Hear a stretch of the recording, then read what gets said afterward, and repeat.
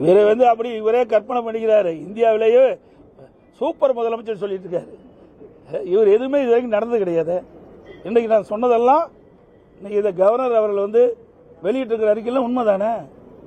இன்றைக்கு மேதகு ஆளுநருடைய அவரே சொல்றாரு, சட்டப்பேரவை தலைவர் சொல்றாரு, அமைச்சரவை தயாரிக்கப்பட்ட அந்த உரையை தான் ஆளுநர் வாசிக்கிறாங்க.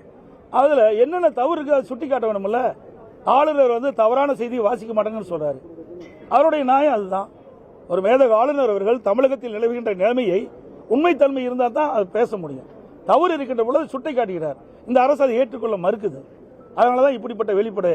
அது மட்டும் இல்ல, ஆளுநரை பற்றி என்ன செய்தி சொல்ல வேண்டுமோ அதையே முன்கூட்டி தயாரித்து முதலமைச்சர் அந்த சட்டமன்றத்தில் இன்றைக்கு தீர்மானமாக கொண்டாடுறார். எப்படி கவர்னர் இப்படி பேசுவார்னு தெரியும். ஆக திட்டமிட்டு இந்த அரசாங்கம் கவர்னர் மீது ஒரு தவறான எண்ணத்தை உருவாக்க வேண்டும் என்ற அடிப்படையில் தான் இன்றைக்கு முதலமைச்சர் அவர்கள் ஒரு அறிக்கையை தயார் பண்ணி தீர்மானமாக கொண்டு சட்டமன்றத்தில் வாசிச்சிருக்கார். இன்னொன்று, மேதகு ஆளுநர் உரையில் வேற எந்த கருத்து சொல்ல முடியாது. அதுக்கு யாருக்கும் அந்த இது கிடையாது. பாரம்பரியமாக நீங்க பார்க்கின்ற பொழுது மரபு அப்படித்தான். மேதகு ஆளுநர் உரையில் ஆளுநர் உரை மட்டும்தான் இடம்பெற வேணும்.